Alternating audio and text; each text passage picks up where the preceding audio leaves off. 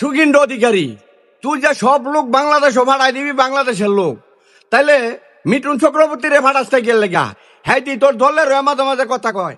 এই ভিডিওর প্রত্যেকটা কথা খুবই গুরুত্বপূর্ণ, অবশ্যই মনোযোগ দিয়ে শুনে যাবেন এবং ভিডিওটাকে শেয়ার দিয়ে অন্যকে দেখার সুযোগ করে দিবেন। আগে ওনার কথাগুলো শোনেন, আর গাইস অবশ্যই আপনার মূল্যবান মতামত এই ভিডিওর কমেন্ট বক্সে জানিয়ে যাবেন। আগে কথাগুলো শোনেন।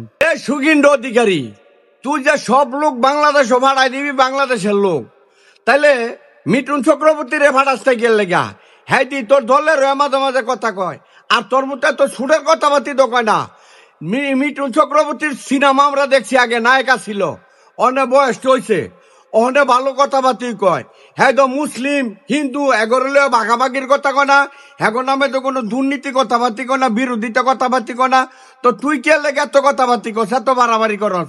ও মিঠুন চক্রবর্তীর বাড়ি হতো বরিশাল, এটা তো আমরা ছোট সময় জানি না। মিঠুন চক্রবর্তী ভাড়াইতো না, হ্যাঁ রাইকা লইব, মিঠুন চক্রবর্তী রাইকা লইব। কারণ হইলো হ্যাঁ চেষ্টা করলো ভাড়াইতে তো না। মিঠুন চক্রবর্তী হের মতো অভদ্র না, হের মতো জুতার বাড়ি জাটার বাড়ি খায় না, বুঝছো?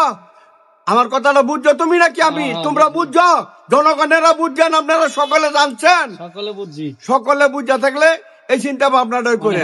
হ্যাঁ তো হইলো 2 দিনের মুরগি না, হ্যাঁ দেন বসে, আর 2 ভাতের কয়ন্য কেমনে জানি কয়, 2 দিনের মুরগি না ভাতের কয়ন্য, 2 দিনের মুরগি না ভাতের কয়ন্য। হ্যাঁ হ্যাঁ জানে না, আসল গোড়ার খবর পেলে আমরা জানি, আমরা সব কিছু জানি। হুদানা দিয়ে ফালাফালি লাফালাফি করে না, লাফালাফি করলে ওই ফরের লেগে খাত কাটলে নিজে ভরণ লাগে সেই খাতের মাঝে, ফরের লেগে কুয়া খুললে সেই কুয়াত নিজই ভরে। কিন্তু আমার মনে হয় এইবার সুগিন্দ অধিকারী নিজেও ভরে গেছে।